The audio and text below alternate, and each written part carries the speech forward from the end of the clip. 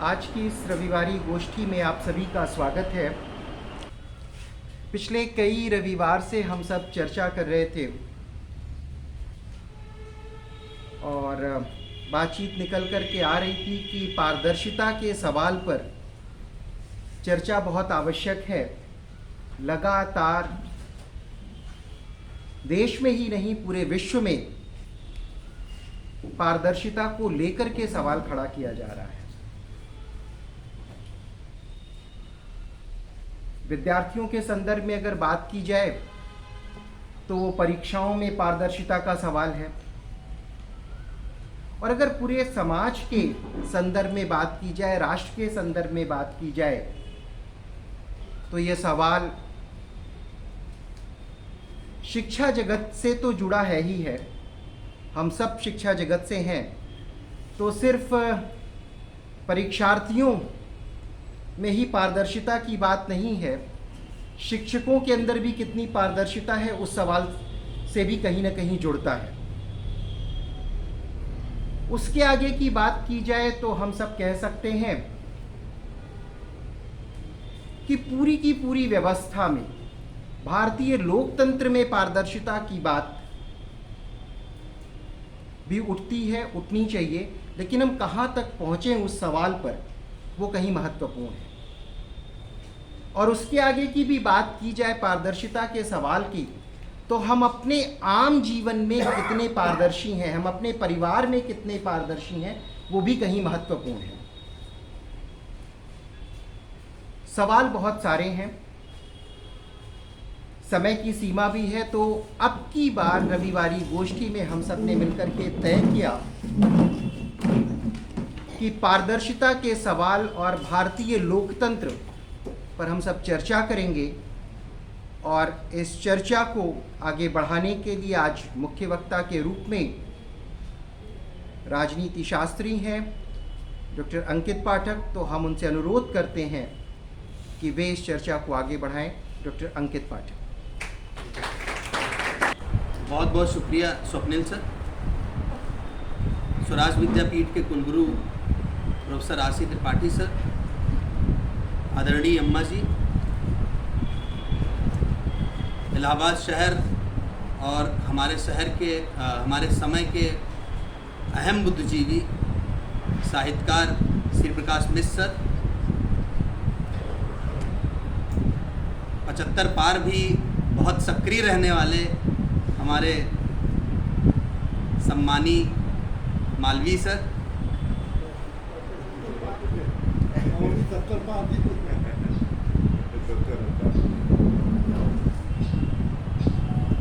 आप सभी विद्वत जिनको स्वराज विद्यापीठ में सुनते रहे हैं, कुछ साथी ईश्वर डिग्री कॉलेज और विश्वविद्यालय के कुछ शोधार्थी और प्यारे दोस्तों, आज का जो विषय है वो पिछले कई दिनों से ये कोशिश थी कि इस पर बातचीत की जाए। हमने सर से कहा था कि इसे प्रतियोगी परीक्षा, पेपर लीक और पारदर्शिता, इन सब के सवालों पर एक बातचीत हो, क्योंकि पिछले एक महीने से नीट प्रकरण जब से खुला है और तब से कई परीक्षाएं पेपर लीक की लपेट में आ गई हैं पूरे देश भर में, और इससे विद्यार्थियों की मनोदशा वो काफ़ी ठीक नहीं चल रही है। जो किसी परीक्षा को देने जा रहे हैं उनकी भी, जो परीक्षा दे के आ चुके हैं उनकी भी, तो काफ़ी स्थिति ठीक नहीं थी। तो इस पर हम लोग मिलकर बातचीत करें। और सर ने इसको थोड़ा और विस्तृत रूप दे दिया है कि क्या सिर्फ पारदर्शिता का सवाल परीक्षाओं में भी हो, वहीं तक सीमित रखा जाए बातचीत को। सर इसमें भारतीय लोकतंत्र को भी जोड़ चुके हैं, तो वो समस्त नीतियाँ जो इस देश की संसद बनाती है, इस देश के तमाम विधायिकाएँ जो नीतियाँ, जो कानून बनाते हैं, जिनसे हम सब प्रभावित होते हों, उनमें भी पारदर्शिता होनी चाहिए। और सर ने उद्धृत किया कि हमारे परिवार में, हमारे घर में भी एक ट्रांसपेरेंट रिलेशनशिप हो, एक ऐसी व्यवस्था बने, हमारे किसी भी कदम से जिससे दूसरा प्रभावित हो रहा हो, तो हम अपने उस कदम में पारदर्शी हों इसकी बात हम आज करने के लिए यहाँ इकट्ठा हुए हैं। सबसे पहले तो पारदर्शिता की जो अवधारणा है इस पर बात कर लेते हैं। पारदर्शिता के साथ ही साथ एक चीज़ और जुड़ी हुई है, जवाबदेही की, क्योंकि पारदर्शिता एक संस्था के तौर पर कोई भी लोकतांत्रिक जो संस्थाएं हैं वे अपने आप को पारदर्शी क्यों दिखाना चाहती हैं? पारदर्शी इसलिए दिखाना चाहती हैं कि उनके जो नीतिगत कदम हैं, उनके जो भी योजनाएं हैं, उनके जो कार्यक्रम हैं, वो जनता के लिए उपयोगी हैं, पहली चीज़। और दूसरी चीज़, वे उसमें किसी भी तरह की ऐसी कोई अनैतिक कार्य नहीं कर रहे हैं, ऐसा कोई नीतिगत रूप से छुपाव दुराव नहीं कर रहे हैं जिसमें उनका अपना लाभ हो रहा है। इस चीज़ के लिए कि वे अपने निहित स्वार्थ या निहित लाभ को ना छुपाने के लिए वो अपने आप को, अपने हर कदम को पारदर्शी ठहराने की कोशिश करते हैं। क्योंकि अगर वो पारदर्शी नहीं ठहराएंगे तो जो अकाउंटेबिलिटी का प्रिंसिपल है, जवाबदेही का जो प्रिंसिपल है, कि जो भी लेजिटिमेट सत्ता जनता के प्रति जवाबदेह होती है और यही जवाबदेही उसे लेजिटिमेट बनाती है। तो पब्लिक एडमिनिस्ट्रेशन में हम लोगों ने सबसे पहले बीए थर्ड ईयर में जब हम लोग थे तो पब्लिक एडमिनिस्ट्रेशन में ये पारदर्शिता का प्रश्न पढ़े थे कि किस तरह जो लोक प्रशासनिक संस्थाएं हैं, जनता की सेवा में संलग्न जो संस्थाएं हैं, उनका पारदर्शी होना क्यों ज़रूरी है। क्योंकि कौटिल्य के ज़माने से, कौटिल्य ने अपनी किताब अर्थशास्त्र में भ्रष्टाचार के बहुत सारे स्वरूपों का वर्णन किया और वहाँ से ये पारदर्शिता की ज़रूरत महसूस हुई कि ये जो संगठन हैं, ये जो लोक सेवक हैं, ये अपने नीतियों में, अपने कामों में पारदर्शी हों, ट्रांसपेरेंट हों, कुछ भी छिपाव दुराव ना रखें। और बहुत लंबे, भारत में तो बहुत लंबे समय से, 80s के समय से इस पारदर्शिता को संस्थागत रूप देने के लिए काम किया गया। NAPM एक मूवमेंट हुआ करता है, राजस्थान से शुरू हुआ था। अरुणा राय और निखिल डे इस मूवमेंट के प्रणेता रहे ये लोग। तो इसको संस्थागत रूप दिया जा सका 21वीं शताब्दी में 2005 में कि पारदर्शिता को संस्था के जिम्मे या लोक सेवकों के जिम्मे ही नहीं छोड़ दिया जा सकता। इसमें विधायिका ने हस्तक्षेप किया और 2005 में आप सबको पता है कि सूचना का अधिकार कानून ले आया। सूचना का अधिकार कानून एक ऐसा कानून था जिसने इस देश की लगभग सभी संस्थाओं को, कुछ संस्थाएं हैं जो सूचना के अधिकार के दायरे में नहीं आती, वो आप देख लीजिएगा कौन सी संस्थाएं हैं जो नहीं आती हैं, लेकिन लगभग सभी लोकतांत्रिक संस्थाओं से जिनसे जनता का प्रत्यक्ष जुड़ाव रहा है, जिन संस्थाओं से, वे सभी संस्थाएं सूचना के अधिकार के दायरे में आई और ये कानून 2005 में बना। बहुत सारे लोकतांत्रिक देशों में ये कानून बहुत पहले से था, लेकिन भारत में जहाँ पर भाई भतीजावाद और भ्रष्टाचार का एक लंबा इतिहास था, वहाँ पे इस संस्था का बहुत देर से बन पाना अपने आप में एक दुर्भाग्यपूर्ण रहा। इस संस्था को और पहले बन जाना चाहिए था, क्योंकि घोटालों की एक लंबी फहरिस्त है। जीप घोटाला आया था 1948 में, वहाँ से आप देखेंगे तो बड़े घोटाले हुए हैं और अनवरत जारी हैं। अभी हम इस पर भी बात करेंगे कि क्यों ऐसे जो RTI जैसे जो कानून दिए गए, एक हथियार दिया गया जनता को, वह भी अब अप्रासंगिक साबित होता जा रहा है। उसकी भी अपनी सीमा है, वह क्यों है। तो आप देखेंगे कि RTI कानून आने के बाद संस्थाएं थोड़ा डरी सहमी, तमाम सारी लोकतांत्रिक संस्थाएं वो मीडिया से, और जो RTI एक्टिविस्ट थे उन्हें एक खास नाम दिया गया विसिल ब्लोअर का। विसिल ब्लोअर यानी घंटी बजाने वाला, यानी जागरूकता प्रदाता एक तरह से कह लीजिए। वो जो फिल्म थी राज कपूर की जागते रहो, तो जागते रहो की भूमिका में वो रात का चौकीदार है जो रात में जागते रहो करता है। तो वो चौकीदार की भूमिका में विशिल ब्लोअर आया और तमाम सारे आरटीआई कानूनों के माध्यम से बड़े बड़े भ्रष्टाचार का खुलासा किया गया। जिस तरह से सरकारी नीतियों सरकारी संस्थान अपनी नीतियों में किस तरह एक अपारदर्शी वेग व्यवस्था रखते थे और उससे जो प्रभावित लोग हैं, जिनको जो लाभार्थी लोग हैं, उनको उसका लाभ न पहुंचकर बहुत सीमित लोगों को लाभ पहुंचता था। तो बड़े स्तर पर इसका खुलासा हुआ, लेकिन कुछ समय बाद विसिल ब्लोअर्स को भी खतरा महसूस होने लगा। तमाम सारे आरटीआई एक्टिविस्ट मार डाले गए।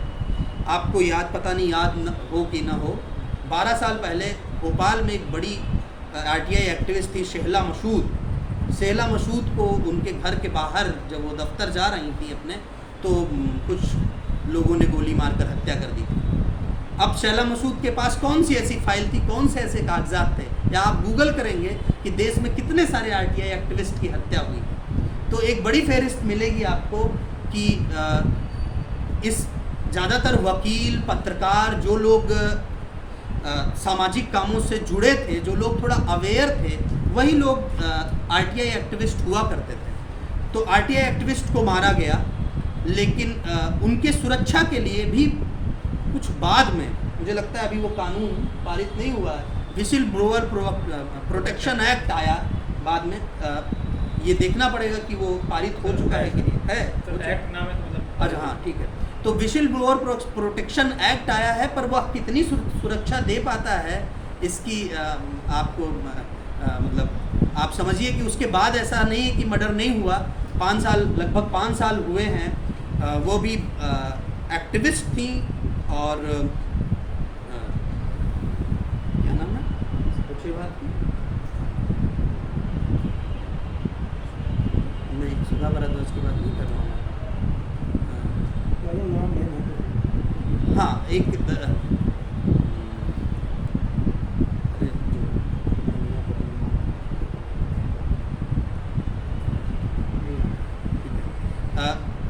अभी थोड़ी देर में एक नाम याद आ जाएगा तो मैं आपको बता दूंगा।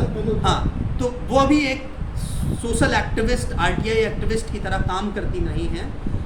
उनकी भी हत्या कर दी गई। आप हाँ, गौरी लंकेश नाम याद आ गया। गौरी लंकेश साहित्यकार भी थी, एक्टिविस्ट भी थी, आरटीआई एक्टिविस्ट भी थी, जर्नलिस्ट भी थी। उनकी हत्या की गई थी 4-5 साल पहले।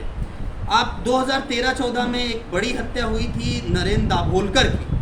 नरेंद्र दाभोलकर ने महाराष्ट्र में बहुत काम किया था वैज्ञानिक सोच को डेवलप करने के लिए, अंधविश्वास के खिलाफ, जादू टोने के खिलाफ। और इस पूरे हमारी हिंदी पट्टी में अंधविश्वास कितना अधिक घर कर गया है, अभी आपने हाथरस की घटना से ये देखा होगा।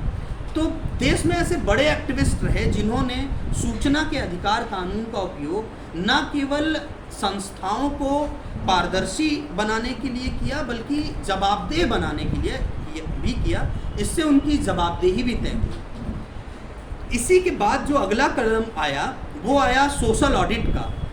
इस देश की सारी पंचायतों में सामाजिक ऑडिट, अंकेक्षण कहते हैं, सोशल ऑडिट को भी अनिवार्य कर दिया गया। सोशल ऑडिट सूचना के अधिकार कानून का एक अगला चरण था, जिसमें जो सहकारी संस्थाएं हैं, पंचायती संस्थाएं हैं, उसके गांव के लोग ही मिलकर उस पंचायत का ऑडिट करेंगे। उसे एक सोशल ऑडिट दिया गया। उसमें अलग अलग मतलब सरकार के भी प्रतिनिधि जाएंगे उस ऑडिट में, पंचायत के भी प्रतिनिधि रहेंगे और ग्राम सभा के लोग भी रहेंगे, मतदाता भी रहेंगे। उस व्यवस्था को भी इसी पारदर्शिता के लिए लागू किया गया है। अभी एक आरटीआई एक्टिविस्ट हमीरपुर ज़िले के थे, पत्रकार महोदय, उन्होंने एक प्राइमरी स्कूल से मांग लिया, प्राइमरी स्कूल से एक सूचना मांग ली कि फला टीचर कितने दिन स्कूल आई हैं, कितने दिन नहीं आई हैं, इनका क्या है, और इसका लिखित तौर पर विवरण देना पड़ा। पता चला कि वो 15 दिन, 20 दिन, महीने भर में कभी स्कूल आती थी शिक्षिका, और वो स्थानीय विधायक की पत्नी है, इसलिए वो बेसिक स्कूल 15 दिन, 20 दिन, 1 महीना में नहीं आती। उल्टे कार्रवाई उस पत्रकार के ऊपर हो गई, शिक्षिका के ऊपर कार्रवाई ना होकर। ये लगभग 6-7 महीने पहले की घटना है।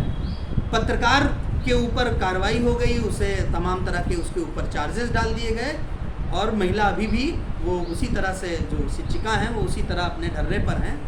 हो सकता है हफ्ते भर में जाने लगी हों, अगर 15 दिन में जा रही थी तो।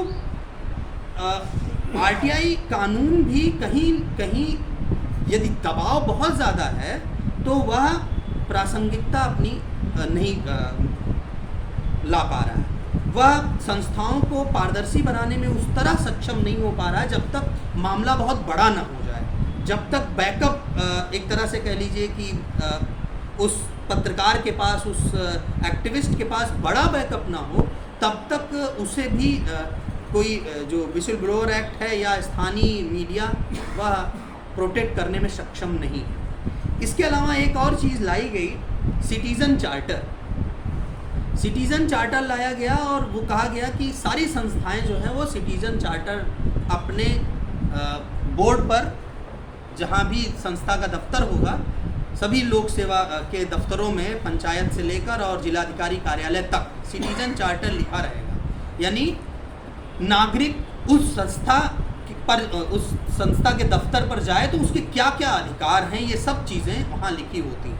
इवन यह भी है कि आप अगर जात प्रमाण पत्र, आय प्रमाण पत्र या किसी तरह के सरकारी कागज बनाने के लिए आवेदन करें तो इस आवेदन का कोई शुल्क नहीं है और यह आवेदन आपको कितने दिन में मिल जाएगा, ये इसका भी नियम है कि अगर 5वें 6वें दिन नहीं मिल जाता है तो आप शिकायत कर सकते हैं। लेकिन हर कचहरी में इस सब के अपने फिक्स रेट तय हैं कि इसका कितना कितना पैसा लगेगा, और जल्दी चाहिए तो इतना पैसा लगेगा, इतने दिन में चाहिए तो इतना दिन में लगेगा, और व्यवस्था के चलते आएगा जब बनकर तो आपको इतने दिन में मिलेगा। तो सिटीज़न चार्टर की भी मुझे लगता है कि इसको भी जो है वो और ज़्यादा इसको कड़ाई से इसका पालन करने की ज़रूरत है। अब सवाल ये है कि ये पालन कौन कराएगा? ये पालन मुझे लगता है कि संस्थाओं को, सोशल मीडिया के ज़माने में इन संस्थाओं को ज़्यादा जवाबदेह बनाने के लिए यही जागरूक लोग ही कराएंगे। ये जो मैंने उदाहरण आपको बताया कि कुछ सोशल एक्टिविस्ट, कुछ आरटीआई एक्टिविस्ट का मर्डर कर दिया गया, वो संख्या कम है। ऐसा नहीं कि ज़्यादातर लोगों का मर्डर कर दिया जा रहा है, या कुछ बहुत बड़े मामले को जो लोग उजागर कर दिए रहे हैं उनके ऊपर खतरा मंडरा रहा है। लेकिन थैंक टू बहुत सारे सोशल एक्टिविस्ट, बहुत सारे आरटीआई एक्टिविस्ट जिन्होंने बड़े बड़े भ्रष्टाचार को उजागर किया है। इसका मतलब ये नहीं कि आरटीआई एक्टिविस्ट आप ना बने, मैं ये नहीं कहना चाह रहा हूँ। मैं कह रहा हूँ आप ज़्यादा से ज़्यादा जागरूक रहें अपने प्रति, संस्थाओं को पारदर्शी बनाने के लिए ज़्यादा से ज़्यादा जागरूक हों। तभी संस्थाएं, कानून बहुत सारे बने हुए हैं, उन कानूनों का इम्प्लीमेंटेशन अगर बेहतर हो जाए तो संस्थाएं पारदर्शी होंगी, जवाबदेह होंगी और आपके लिए वास्तव में जनोपयोगी होंगी, आपके लिए वास्तव में काम करेंगी। अब मैं सीधे आ जाता हूँ, आपके जो विषय है, मतलब जो आपसे सीधा सरोकार रखता है परीक्षाओं का। मेरे पास एक लिस्ट है, वो लिस्ट आप देखे होंगे फेसबुक, सोशल मीडिया पर। मैं पढ़ना नहीं चाहता हूँ। उसमें 2013 से लेकर 2024 तक की कुछ परीक्षाएं हैं जिनकी सर सूची दी हुई है, जिनमें या तो पेपर आउट हुआ है या तो वो परीक्षा किसी भी तरह के माल फंक्शन के चलते निरस्त हो गई है, या उसमें भ्रष्टाचार हुआ है किसी न किसी तरीके से। हालिया उदाहरण आपने अभी देखा होगा 3-4 दिन पहले का, वहीं ताज़ा शुरू करते हैं, क्योंकि नीट जो मेडिकल की प्रवेश परीक्षा है यूजी की, उस पर भी बहुत बात हो चुकी है। सोशल मीडिया में बहुत लोग लिख रहे हैं, न्यूज़पेपर में भी आ चुका है। सरकार अभी उसको रद्द करने के लिए तैयार नहीं है। इसके अलावा पीजी की नीट की प्रवेश परीक्षा रद्द की गई, उसकी भी नई डेट आई है। नेट, यूजीसी नेट की प्रवेश परीक्षा रद्द की गई, उसकी भी नई डेट आने वाली है या आ चुकी है शायद। तो ऐसी बहुत सारी प्रवेश परीक्षाएं आपने देखी होंगी। यूपी पीसीएस की प्रवेश परीक्षा पोस्टपोन कर दी गई, यूपीपी सिपाही की प्रवेश परीक्षा लीक हो गई, इसी तरह आरओ का पेपर लीक हो गया। पर एक बड़ा ताज़ा मामला आया है और आप जानकर आश्चर्य होगा आपको कि सर 2022 में यूपी पीसीएस जे की परीक्षा हुई थी और अगस्त 2023 में उस परीक्षा के तहत 302 सिविल जजों की नियुक्ति प्रदेश में हो गई। 302 सिविल जज, उनकी जिलों में तैनाती हो गई 6 महीना जिलों में सेवा देने के बाद अभी वो लखनऊ में जो गोमती नगर में उनका ट्रेनिंग सेंटर है वहाँ पे अपना ट्रेनिंग कर रहे हैं। 302 जजेस हैं। 1 महीने पहले एक व्यक्ति ने आरटीआई की, श्रवण पांडे नाम के एक प्रतियोगी ने, उस प्रतियोगी ने आरटीआई की वो अपनी कॉपी देखना चाहता था कि भाई जिस आयोग ने उसे अनुत्तीर्ण किया है वो देख तो ले कि उस कॉपी पर कितने नंबर दिए गए हैं उसे। तो जब वो देखता है अपनी कॉपी तो ताजुब होता है कि वो ये उसकी कॉपी ही नहीं है, उसकी कॉपी के कुछ पन्ने फाड़ दिए गए हैं। श्रवण पांडे इलाहाबाद हाईकोर्ट में अपील करते हैं और इलाहाबाद हाईकोर्ट ने श्रवण पांडे की कॉपी लाने के लिए कहा और उसके बाद क्या उजागर हुआ आपको मालूम है कि बंडल ही बदल दिए गए थे। 50 कॉपियों में हेरफेर की बात लोक सेवा आयोग जिसमें लगभग 8 राज्यों के प्रतियोगी फॉर्म भरते हैं, हिंदी भाषी राज्यों के प्रतियोगी फॉर्म भरते हैं और नंबर ऑफ फॉर्म्स कितने पड़ते हैं आप गूगल कर लीजिएगा इनकी किसी भी परीक्षा में, खासतौर पर पीसीएस और पीसीएसजे की भर्तियों में। वह उस आयोग ने हलफनामा देकर, एफिडेविट देकर उच्च न्यायालय में यह कबूला कि 50 कॉपियों में हेरफेर हुई थी। 3000 कुछ लोग मेंस की परीक्षा में अपीयर हुए थे, जिसमें अभी कल की तारीख तक 400 लोगों ने अपनी कॉपियां देखी हैं और कईयों ने कहा है कि उनकी कॉपी में गड़बड़ियां हुई। अब श्रवण पांडे अगर आरटीआई का सहारा ना लिए होते तो इतना बड़ा भ्रष्टाचार उजागर हो पाता, पहली चीज। और अगर श्रवण पांडे यह मान लिए होते कि वो तो फेल हो गए, उनके अंदर योग्यता में ही उन्हीं में कुछ कमी रह गई होगी, अगर उन्हीं में कुछ कमी रह गई होगी हम मान लेते तो इतना बड़ा भ्रष्टाचार उजागर ना हो पाता। यानी लोक सेवा आयोग जैसी संस्था को पारदर्शी किस बनाने के लिए बाध्य, जवाबदेह बनाने के लिए बाध्य कौन कर रहा है? प्रतियोगी ही कर रहे हैं। प्रतियोगी की एक भूमिका है खूब सारा श्रम करना। अगर आप किसी परीक्षा की तैयारी कर रहे हैं, जिस संस्था में हम बैठे हुए हैं स्वराज विद्यापीठ, ये गांधीवादी मूल्यों और विचारों पर आधारित संस्था है। यहाँ ये प्रोफेसर बनवारी लाल शर्मा के सपनों का एक आप साकार महल देख रहे हैं। बनवारी लाल शर्मा सर एक बात कहते थे, वह बात मेरी एक तरह से अंतिम बात है लेकिन उस पर मैं डिटेल जाऊंगा थोड़ा। वो 3 चीज़ें कहते थे। वो कहते थे कि श्रम किसी भी गांधीवादी व्यक्ति को श्रम से पीछे नहीं हटना चाहिए, पहला। और वो विकास का 2 मॉडल बताते थे। एक मॉडल आज का जो कॉरपोरेट मॉडल है और एक मॉडल जो गांधीवादी मॉडल है विकास का। तो इसे आप अपने जीवन से भी जोड़कर देख सकते हैं। पहला, अगर आप प्रतियोगी हैं, किसी प्रतियोगी परीक्षा की तैयारी कर रहे हैं तो आप श्रम से पीछे ना हटिए।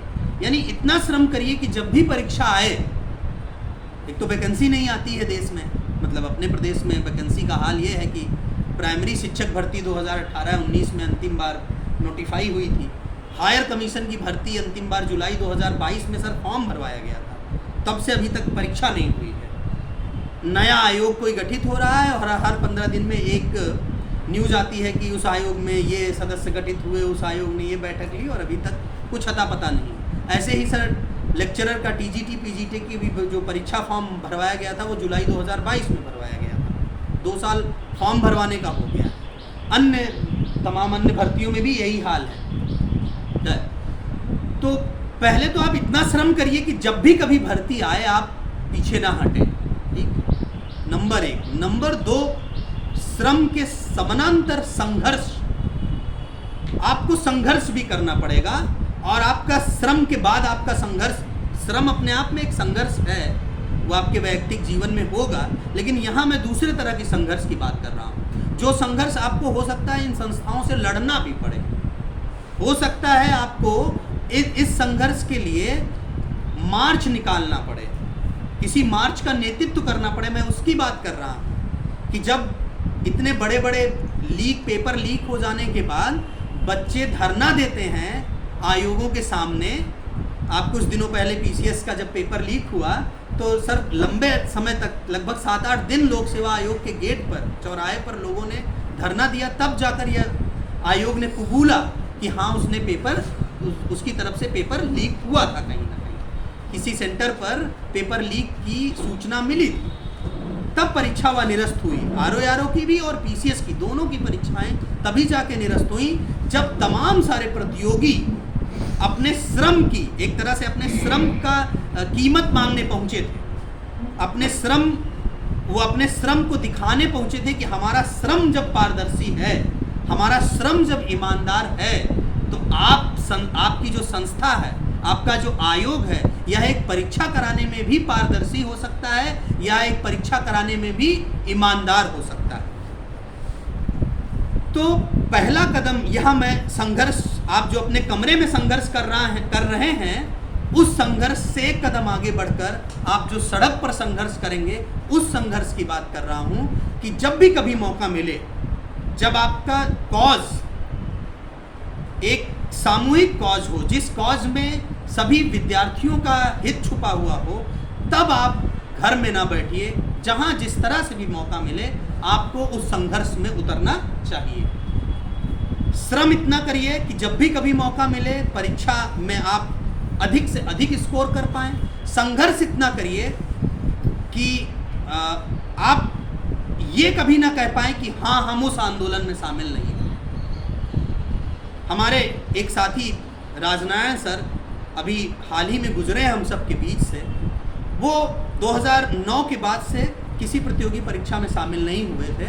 2009 में उन्होंने अंतिम प्रतियोगी परीक्षा दी थी।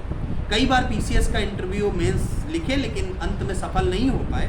हाल ही में हमारे बीच नहीं रहे। लेकिन 2009 से लेकर 2024 तक, मई के 31 मई तक, उस व्यक्ति ने पिछले 15 साल जितने भी छात्र आंदोलन इलाहाबाद में हुए, सामाजिक आंदोलन इलाहाबाद में हुए, उसमें अपनी मौजूदगी दर्ज कराई। क्योंकि इतिहास जब लिखा जाएगा, इतिहास लिखा ही जा रहा है, तो जब आप 10 साल बाद तस्वीर देखेंगे, अपनी खुद की तस्वीर देखेंगे किसी न्यूज़पेपर में, आप कहीं नौकरी कर रहे होंगे या कहीं कुछ कर रहे होंगे, जब आप देखेंगे कि हाँ, ये जो पेपर निरस्त हुआ था, तो इस आंदोलन में हमने भी लोक सेवा आयोग के गेट के सामने धरना दिया था, उस प्रदर्शन में शामिल हुए थे, तो आपको अपने ऊपर फख्र महसूस होगा कि जब एक सामूहिक संघर्ष की बात आई थी तो आप उस सामूहिक संघर्ष में साथ थे। आप इस देश की लोकतांत्रिक संस्थाओं को, इस देश में जनता के लिए बनाई गई संस्थाओं को पारदर्शी होने और जवाबदेह होने के लिए बाध्य कर रहे थे। और ये नौबत आ गई है क्योंकि वो पारदर्शी नहीं है, वो जवाबदेह नहीं है, भ्रष्टाचार से लिप्त हैं। तीसरी जो बात आती है वह है सृजन की। यदि बहुत श्रम, संघर्ष और रचना, सृजन, अल्टरनेटिव क्या है? स्वराज विद्यापीठ, गांधीवादी मूल, बनवारीलाल शर्मा विकल्प की बात जरूर करते थे कि हम क्या करें, हम हाथ पे हाथ धरे बैठे रहें, हम प्रतियोगी परीक्षाओं की तैयारी कर रहे हैं पर वैकेंसी नहीं आ रही है, तो क्या करें? घर वाले भी बार बार पूछते हैं, घर वाले पूछते हैं कि भैया नौकरियां कब लागी।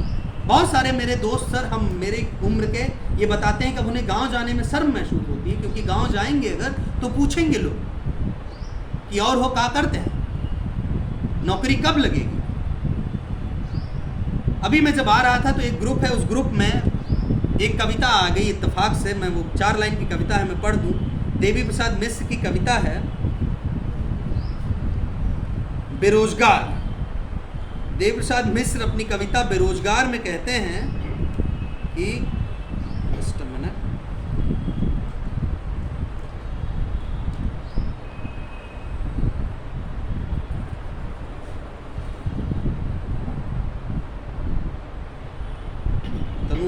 नेशनल फोरम में जरा डाउनलोड, हाँ हो गया। यह सवाल उसे शर्मिंदा कर देता है कि क्या कर रहा है वह आजकल। यह सवाल उसे शर्मिंदा कर देता है कि क्या कर रहा है वह आजकल। वह डकैती नहीं डालता, वह तस्करी नहीं करता, वह हत्याएं नहीं करता, वह फरेबी वादे नहीं करता, वह देश नहीं चलाता। फिर भी यह सवाल उसे शर्मिंदा कर देता है कि वह क्या कर रहा है आजकल। देवी प्रसाद मिश्र, कविता का शीर्षक है बेरोजगार। तो हमारे बेरोजगार रहने में सिर्फ हमारी ही भूमिका नहीं है कि हम अयोग्य हैं या हम परीक्षा की तैयारी ठीक से नहीं कर रहे हैं। हमसे ज़्यादा जिम्मेदार वे संस्थाएं हैं। मुझे याद है सर कि इलाहाबाद में लॉजेस खाली हो जाती थी जब भर्ती आती थी।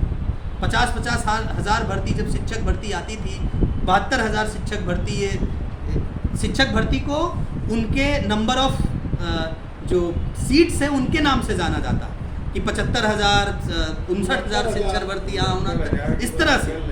तो नंबर ऑफ इतनी भर्तियाँ आती थी कि पूरी लॉज में 2006 से 2016 तक सलोरी में रहा, ओम गायत्री नगर में, वहाँ कई लॉजेस खाली हो जाती थी, पार्टियाँ होती थी लॉजेस में, एक लॉज से 3 नौकरी। लैंडलॉर्ड इस तरह से अपने यहाँ कमरा देता था कि इस कमरे से इतने लोग चयनित हुए हैं। आज के लैंडलॉर्ड ये कह सकने की स्थिति में नहीं है कि इस कमरे से इतने लोग चयनित हुए हैं या हाल फिलहाल में चयनित हुए हैं। अब लॉजों में जो है वो पार्टियाँ नहीं होती। तो फिर क्या करे प्रतियोगी? हाथ पर हाथ धरे बैठे रखने की तो बात है। तब आता है सवाल रचना का, सृजन का, कि कुछ ना कुछ जरूर रचते रहिए, अपने पैरों पर खड़े होने की कोशिश जरूर करिए, किसी भी तरह से करिए। उसके लिए आप इस चीज़ का इंतज़ार न करिए कि वंस अपॉन अ टाइम, एक समय, एक कोई ऐसा समय आएगा जब जो है हमारी नौकरी लगेगी, जब वैकेंसी आएगी, जब आयोग में अध्यक्ष आएंगे, परीक्षा की डेट आएगी, पता लगा पेपर लीक हो गया तो क्या करेंगे आप? किसी तरह से भ्रष्टाचार का शिकार हो गया तो क्या करेंगे आप? तो मुझे लगता है यहाँ पर कई प्रतियोगी ऐसे बैठे होंगे, कई लोग जो यूजी पीजी कर चुके होंगे, तैयारी कर रहे होंगे, नेट जेआरएफ हो चुके होंगे। तो आप कहीं ना कहीं कुछ रास्ता तलाश करते रहिए। क्या कर सकते हैं आप? देखिए क्या कर सकते हैं आप। अपने आसपास तमाम सारे ऑनलाइन प्लेटफॉर्म्स हैं जहां आप कंटेंट लिख सकते हैं जो आपकी अपनी प्रतियोगी परीक्षाओं से ही जुड़े हुए होते हैं। ठीक है, हमारे साथ के बहुत सारे लोग इसी शहर की तमाम सारी मैगजीन्स में काम करते हुए सर वो पीसीएस बने हैं। तमाम सारे लोग जो है वो कई प्रवेश मतलब नौकरियों में चले गए हैं। यहाँ जो इलाहाबाद से पत्र पत्रिकाएं निकलती हैं उसमें काम कर रहे हैं, क्योंकि वो घर से पैसा ले सकने की स्थिति में नहीं थे बहुत लंबे समय तक। और कितने लंबे समय तक लेते, ज़रूरतें बढ़ती जा रही थी लोगों की, तो इसलिए उन्होंने यहीं पर अपना एक तरह से कुछ और ये जो आपकी प्रतियोगी परीक्षा की तैयारी है, यदि आपको यह काबिल नहीं बना रही है कि आप उसी प्रतियोगी परीक्षा के बारे में लोगों को पढ़ा सकें, या उसी प्रतियोगी परीक्षा से आप कुछ इतना न सीख लें कि आप कहीं खड़े होकर बोल ना सकें। जैसे यदि आप इतिहास पढ़ रहे हैं तो आप अगर 4-5 साल इतिहास पढ़ चुके हैं तो आपको एक इतिहास का शिक्षक तो हो ही जाना चाहिए। आप अपने आने वाले साथियों को इतिहास तो पढ़ा ही सकें, राजव्यवस्था तो पढ़ा ही सकें, अर्थशास्त्र तो पढ़ा ही सकें। इस इलाहाबाद शहर में बहुत सारी कोचिंग हैं जहां आप खड़े हो सकते हैं। मैं इसे स्थायी तरह से मतलब अपना रोजगार बना लेने की वकालत भी नहीं कर रहा हूँ, और न आपसे ये कह रहा हूँ कि आप यही करिए, लेकिन बस इशारा भर दे रहा हूँ कि आप कुछ न कुछ ज़रूर इस तरह से कर सकते हैं जहां आपको लगेगा कि आपको थोड़ी हिम्मत मिल रही है, आपको थोड़ी ताकत मिल रही है। आप घर वालों से यह भी कह सकते हैं कि हाँ, हमें कुछ समय और चाहिए तैयारी करने के लिए, अब मैं कुछ आय यहाँ करने लगा हूँ किसी माध्यम से। तमाम ऑनलाइन प्लेटफॉर्म हैं, तमाम मीडिया के प्लेटफॉर्म हैं, और पॉलिटिकल कंसल्टेंसी में भी बड़ा स्पेस है आजकल। तमाम सारे चुनावों के समय 6 महीने का काम राजनीतिक पार्टियां भी दे रही हैं आपको कि वे कैंडिडेचर डिसाइड करने से लेके और इलेक्शन कैंपेन करने से लेके एक बड़ी संख्या वो पॉलिटिकल कंसल्टेंसी में भी जा रही है। उसमें भी पढ़े लिखे तेज़ नौजवान युवाओं की ज़रूरत है। ट्रांसलेशन के क्षेत्र में काफ़ी काम है, तो इसमें भी आपको थोड़ा हाथ पैर मारना चाहिए। हम लोग जब प्रतियोगी परीक्षा की तैयारी करते थे तो ट्यूशन कोचिंग पकड़ लेते थे। हाँ, नज़दीक की कहीं हमने खुद भी ट्यूशन कोचिंग पढ़ाई और पत्र पत्रिकाओं के लिए लिखा, सिविल सर्विसेज की। तो ये है कि हम सस्टेन कर सकेंगे लंबे समय तक अगर कोई वैकेंसी नहीं आ रही। तो इसलिए रचना का पोर्शन भी आप समानांतर तौर पर चलाते रहिए, आप लिखते रहिए। बहुत सारे लोग मेंस प्री क्वालिफाई हो जाते हैं तब मेंस की तैयारी करते हैं, तो मेंस की तैयारी प्री क्वालिफाई होने के बाद नहीं होती है। जिस दिन से आप तैयारी शुरू करते हैं उसी दिन से मेंस की तैयारी शुरू हो जाती है। आप लगातार लिखते रहिए, आपका लेखन क्या पता आगे चल के आपको कुछ बड़े बड़े साहित्य के पुरस्कार मिल जाएं, आप बड़े कवि बन जाएं। इसी शहर से अभी हाल ही में युवा साहित्य अकादमी पुरस्कार मिला है गौरव पांडे को, हाँ, जो इसी शहर के कवि हैं, इलाहाबाद के। ऐसे बहुत सारे लोग जो आजकल एक तरह के फिक्शन लिख रहे हैं, कुछ लोग कविताएं लिख रहे हैं और वो चर्चित हो रहे हैं। सोशल मीडिया का ज़माना है, आपको मालूम है कि अगर आप अच्छा कंटेंट डेवलप कर सकते हैं तो आप रातों रात मीडिया वाले आपको पूछेंगे और रातों रात आपके व्यूज़ ही आपको लखपति बना देंगे। तो अच्छा कंटेंट क्रिएट करिए किसी भी तरह से, चाहे वो एजुकेशन लाइन का ही कंटेंट हो या पॉलिटिक्स का कंटेंट हो या किसी तरह का कंटेंट हो जो आपकी पसंद हो। तो कहने का मतलब ये है कि श्रम, संघर्ष और रचना, इन तीनों को अगर आप साथ लेकर चलेंगे तो मुझे लगता है कि इस दौर में भी, इस निराशा के दौर में भी आप उम्मीद बांधे रहेंगे, हताश नहीं होंगे। और हाँ, अंतिम जो मेरा यहाँ पर जो हम लोग, मैं जिस संवाद में यहाँ बैठा था लास्ट टाइम, तो मैंने उसमें एक बात कही थी कि हाँ, दोस्त ज़रूर बनाइए, अपना समूह ज़रूर बनाइए, ग्रुप स्टडी करिए। और चाहे आप हताशा में रहें, नाउम्मीदी में रहें, तो अपने दोस्तों के साथ मिलजुल कर रहें, अपने दोस्तों से शेयर करें चीज़ों को, दोस्तों से कुछ रास्ते तलाश करने की बातें करें, ठीक है। और कुछ कम्युनिटी लेवल पर, सामूहिक लेवल पर चीज़ों को आगे ले जाने की कोशिश करें। बस मुझे लगता है कि तभी हम जब इस स्तर पर जागरूक होंगे तो इस देश की तमाम संस्थाओं को पारदर्शी बनाएंगे, जवाबदेह बनाएंगे और अपने साथ भी न्याय करेंगे। बहुत बहुत शुक्रिया। अब आप लोग थोड़ी बातचीत को आगे बढ़ाइए। धन्यवाद।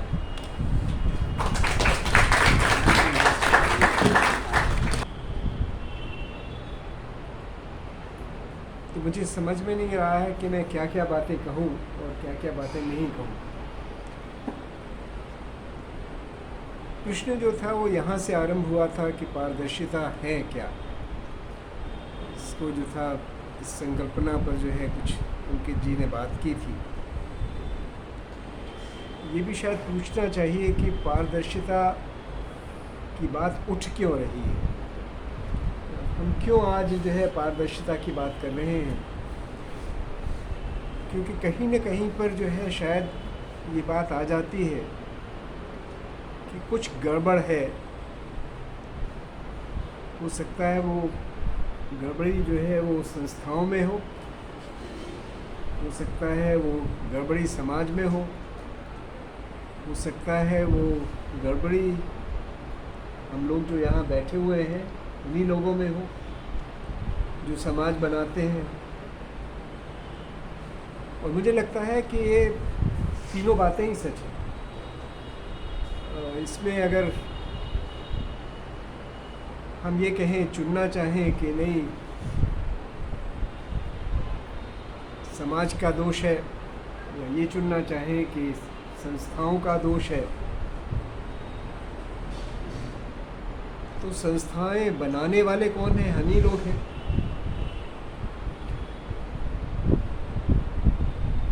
और उस बात को शायद पूछा जाना चाहिए कि इतने सारे लोग जो सिविल सर्विसेज में बैठते हैं, या इतने सारे लोग जो कि डॉक्टर बनना चाहते हैं,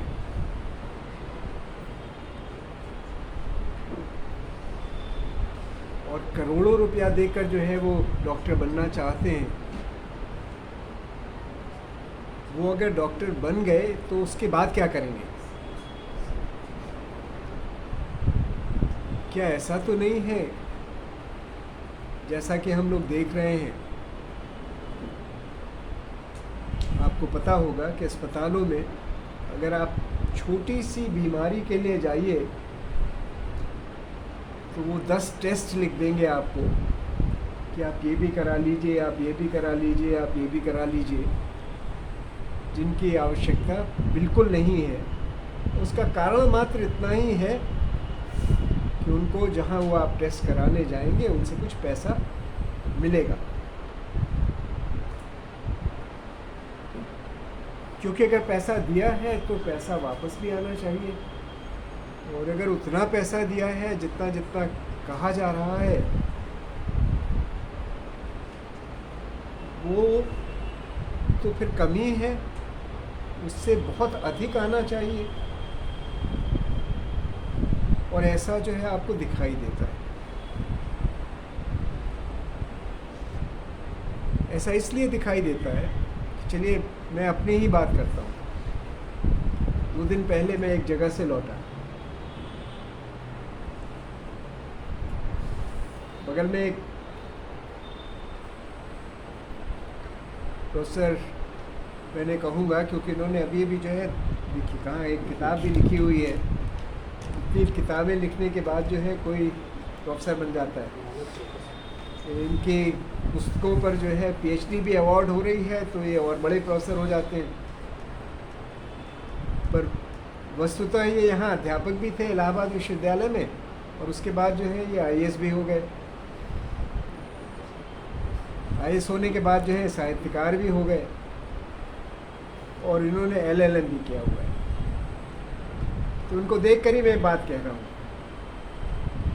ज़मीन का मामला था। हुआ ये था कि उस ज़मीन को, जो कि हम लोगों की पैतृक ज़मीन है, उसमें मैं हिस्सेदार हूँ, मेरे बड़े भाई साहब हिस्सेदार हैं, और कुछ मेरी बहनें जो चचेरी बहनें हैं जो कि यहाँ नहीं रहती हैं, छत्तीसगढ़ में रहती हैं, वो हिस्सेदार हैं। वो थी उन दो बहनों को की ज़मीन के नाम पर दो नकली औरतों को वो बनाकर और उनके आधार कार्ड बनवाकर किसी व्यक्ति ने रजिस्ट्री करवा ली।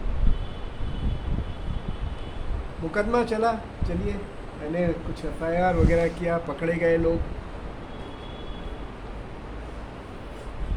अध्यापक का एक लाभ ये होता है कि आपके जो छात्र होते हैं वो कहीं कहीं पहुंच जाते हैं, तो उसका लाभ उठाकर मैंने कुछ लोगों से कहा, और उसके कारण जो है कुछ दंड जो लोगों को मिलना चाहिए था वो मिला, और वो ज़मीन जो थी वो वापस उन बहनों के नाम हो गई। तो वो बहनें वो ज़मीन बेचना चाहती थी। उन्होंने मुझे अपना मुख्तार बनाया, यानी कि एक पावर ऑफ अटॉर्नी दी। और वो पावर ऑफ अटॉर्नी जो थी क्या थी, वो जो थी एक, जैसा ये लोग जानते हैं, एक नोटरी के माध्यम से उन्होंने दी कि ये अब हमारा जो भी कुछ मुकदमा है वो भी देखेंगे, ज़मीन को बेचना होगा तो बेचेंगे, वगैरह वगैरह। उसी को लेकर मैं जो हूँ वहाँ पर गया और मैंने उन्हें दिखाया कि भाई ये है। जो सज्जन उसे कर रहे थे उन्होंने कहा, अरे साहब ये तो नोटरी का है, इसको तो पहले रजिस्ट्री होनी चाहिए। तो मैंने कहा कि आजकल ये है ना आपके पास, तो आप फ़ौरन देख लेते हैं। मैंने कहा वो 1874 का एक जो है एक्ट है, वो ये बताता है कि जो नोटरी का वो होता है, इस तरह का एफिडेविट, उसकी लीगल वैल्यू होती है। और मुझसे 100 रुपये लिए गए हैं, उन लोगों से 100 रुपये लिए गए हैं इस नोटरी के लिए, दस्तखत करवाने के लिए। नोटरी जो है वो होता भी इसीलिए है कि वो ऑथराइज्ड है इस काम के लिए कि वो जो है दस्तखत करे। तो इसका कोई उपयोग है या नहीं है, उसका जवाब जो है कोई उनके पास नहीं था। उन्होंने मना कर दिया कि ज़मीन की रजिस्ट्री नहीं होगी। मैं आगे चल रहा हूँ, बहुत जल्दी इस बात को मैं करूँगा। हुआ ये कि उसके बाद जो है मैं बाहर आया, मैंने जो है जिस भांजे से कहा कि भाई वो तो नहीं हो रहा है, उसने कहा नहीं मेरे पास जो है एक दूसरा वाला भी है, वो रजिस्टर्ड है, मैं भेज देता हूँ। उसकी कॉपी उसने जो है व्हाट्सएप कर दी। मैंने व्हाट्सएप को जो है उसका प्रिंट आउट लिया, जो ख़रीद रहा था उसको दिया। उसने जाकर उनसे बात की। बात करने के बाद उन्होंने कहा हाँ हो जाएगा, हो गया। जब मैं बाहर आया तो मुझे ये पता चला, उस व्यक्ति ने कान में बताया कि सर वो मान नहीं रहा था, 20,000 रुपये उसने लिए। यानी वो व्हाट्सएप जो था, जो रजिस्टर्ड था, उसके लिए वो कह रहा था कि नहीं अब जो है ओरिजिनल दिखाइए इसका कि कहाँ पर था। और उस ओरिजिनल को न दिखाने के लिए उसने 20,000 रुपये लिए, और 20,000 रुपये लेकर उसने जो है उसे वो कर दिया। मैं बात क्या कर रहा हूँ, मैं बात ये कर रहा हूँ कि आप जो है जब डिप्टी रजिस्ट्रार बनना चाहते हैं या ये नौकरी चाहते हैं और उस कुर्सी पर बैठते हैं, उस कुर्सी में कुछ है। वो कुर्सी ये कहती है आपसे कि कुछ कमाओ। क्योंकि आप नौकरी इसीलिए चाहते हैं कि आप कमाना चाहते हैं, है ना। ये कह रहे थे ना कि आप गांव में जाएंगे तो आप बताएंगे ना कि नौकरी लग गई है, क्योंकि नौकरी में तनख्वाह कितनी है वो तो अलग है, ऊपरी कमाई कितनी है ये बताओ। जब तक ये नहीं बताएंगे तब तक आपका मान नहीं होगा। नहीं तो इनके मुंह पे कहते होंगे लोग बड़ा आराम हो अध्यापकों के साथ उनको संतोष देने के लिए सर ये जोर दिया जाता है, ऊपरी आमदनी नहीं है लेकिन बड़ा आराम। नहीं, ये अब भूल गए हैं, उन्हें देखा नहीं है ना, ये अभी कुछ और बता रहे थे। जो अध्यापक क्लास में नहीं जाते हैं ना वो और आराम है, वो आराम में भी है और वो कहीं और भी जाते हैं। खैर, तो जो बात आती है वो यहाँ पर आती है, जिसकी तरफ जो है स्वप्निल इशारा कर रहे थे, मैं उसकी बात करूँगा। और मैं उसकी तरफ जो है ज़रा जो किशन जो आपको बता रहे थे ना, समाज विज्ञान की बात बता रहे थे, ऑब्जेक्टिविटी होनी चाहिए वगैरह वगैरह जो बता रहे थे, कि दिक्कत जो है वो वहीं पर है। दिक्कत जो है वो हमारी उस सोच में है, जो सोच हमारी बनाई गई है, जो मस्तिष्क हमारे बनाए गए हैं, वो मस्तिष्क हमारे बनाए गए हैं जिसमें हम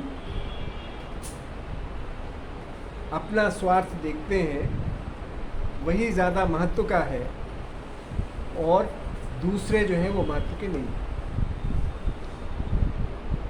ये सारा का सारा सिस्टम जो आया है, जो संस्थाओं का सिस्टम है, या हमारे जो लीगल सिस्टम्स हैं, या हमारी डेमोक्रेसी है, ये आई कहाँ से? ये सारे के सारे सिस्टम्स जो है वेस्ट से आए। और अभी थोड़ी देर पहले मेरी इनसे बात हो रही थी, इनकी अभी एक जो है स्त्री विमर्श पर एक पुस्तक, नई पुस्तक आई, जिसमें ये माना जाता है कि हम लोग भेद करते हैं, स्त्रियों और पुरुषों में भेद करते हैं। यही विमर्श है, पश्चिम से ही विमर्श आया है ना। आपने लोगों का नाम सुना होगा, नहीं तो इनसे सुन लीजिएगा, कभी इनको बोलने के लिए हम लोग बुलाएंगे। तो ये जो अपने और पराये वाला भेद है, ये सोच जो है ये पश्चिमी सोच है। हमारी सोच जो थी वो सोच है जिसमें कि हम पारस्परिकता को लेकर चलते हैं, इसीलिए हमारी फैमिली इम्पोर्टेंट है। इसीलिए जैसा इन्होंने कहा, आपकी नौकरी लग गई, आपके भाई की नौकरी लग गई, उसके बाद समस्या हल हो गई। भाई की बात विशेष रूप से देखिएगा, आपकी नौकरी लग गई, पश्चिमी व्यक्ति होता तो सोचता आपकी लग गई काफ़ी है, भाई जाए भाड़ में। आप अपने लिए ही नहीं कमाते हैं, आप अपने बच्चों के लिए भी कमाते हैं। आप चीफ मिनिस्टर अपने लिए नहीं बनते, अपने बच्चों के लिए भी बनते हैं। प्राइम मिनिस्टर भी अपने परिवार वालों के लिए बनते हैं। क्या कारण है कि इतने ढेर सारे एमपीज जो हैं वो सारे के सारे जो हैं, उनके जो अगर माता पिता को देखा जाए तो कहीं ना कहीं देखा जाएगा कि वो सारे के सारे किसी पॉलिटिकल फैमिली से ही आते हैं। इसका कारण यही है क्योंकि हम लोग जो है कहीं ना कहीं पर परिवार में जुड़े हुए हैं, उसी में सोचते हैं, पारस्परिकता में सोचते हैं। गड़बड़ हो रहा है उसके कारण वो बात अलग है, लेकिन गड़बड़ इसलिए हो रहा है कि क्योंकि ये सारी चीज़ें जो है घालमेल हो गया है, पश्चिमी सोच का और परिवारवाद का। हम लोग इंडिविजुअलिस्टिक भी हैं और हम लोग कलेक्टिविस्टिक भी हैं, हम दोनों हैं। और हुआ ये है कि कलेक्टिविज़म के साथ साथ जो इंडिविजुअलिज्म का जो पुट आया है, उसकी वजह से जो है अब लगता ये है कि कमाना जो है ज़्यादा है। क्योंकि जो है जो कोटा में लोग जाते हैं ना, वो कोटा में लड़का नहीं जाता है, परिवार की ज़मीन को बेच कर जाते हैं वो, क्योंकि और जब वो वहाँ जाता है तो उसे मालूम है कि अब मुझे भला किसका करना है, से मुझे भला जो है वो परिवार का करना है। वो कमाता है परिवार के लिए, अपने लिए ही मात्र नहीं कमाता है। तो देखिए, जिस डायलेक्टिक्स की बात हो रही, जिस वाद की बात हो रही है, वो है जिसमें हम फंसे हुए हैं और इस बात को सोचना चाहिए, पारदर्शिता क्यों नहीं है। हमारे पास सारे रूल्स हैं, आरटीआई है, ये है, वो है, इसके बाद भी जो है मैंने आपको ये नहीं बताया, उस ज़मीन की जिसकी मैं बात कर रहा था उसमें नीचे से लेकर ऊपर तक जितने भी लोग थे सबको पैसा मिला, लेखपाल से लेकर चपरासी तक, है ना, हर एक को पैसा मिला उसमें। मुझे बताया उसने कि किस किस को उसने पैसा दिया। तो ये पैसा देने वाली बात जो आती है वो ये है कि वो क्यों ऐसा होता है, क्योंकि संस्थाओं में फिर यही होता है कि ऊपर वाला जो है नीचे वाले को भी कमवाता है ना। तो हमारी जो सोच है जिसमें कि जो है बाइनरी डायलेक्टिक्स में जो कि पश्चिम से आई है, जिसने संस्थाओं को बनाया है, जिसने साइंस को बनाया है ना, जिसकी ऑब्जेक्टिविटी की बात कर रहे हैं, वो ऑब्जेक्टिविटी में यही है जिसने माफ़ कीजिएगा, जिसने मल्टीपल चॉइस क्वेश्चंस को बनाया है। क्योंकि मल्टीपल चॉइस क्वेश्चंस में क्या होता है, केवल एक आंसर जो है सही होता है। क्या ऐसा संभव है कि साहित्य वालों से पूछे, कभी और किसी समाज विज्ञानियों से पूछिए, can there be one truth, single truth? क्या ये संभव है? सोशल साइंसेज कोई व्यक्ति ने किसी को मारा तो क्या उसका एक ही कारण होगा? आप इस बात को सोचेंगे। मल्टीपल रीजंस होते हैं। अभी आज आपने अखबार में ही पढ़ा होगा, किसी ने किसी को मार दिया, है ना? पुल जो है वो गिर जाते हैं। अम्मा जी कह रही थी आत्महत्या कर रहे हैं सारे पुल बिहार के। तो जो आत्महत्याएं हो रही हैं बिहार की, पुलों की आत्महत्याएं हो रही हैं, क्या उसमें सिर्फ एक ही कारण है? अनेक कारण हो सकते हैं। तो हमारा जो सोच है वो जब तक नहीं बदलेगी और हम नहीं बदलेंगे तब तक कुछ नहीं होने वाला। और हम तब तक नहीं बदलेंगे जब तक हमारी शिक्षा नहीं बदलेगी, जब तक हमारे मूल्य नहीं बदलेंगे, जब तक हमारे समाज नहीं बदलेंगे।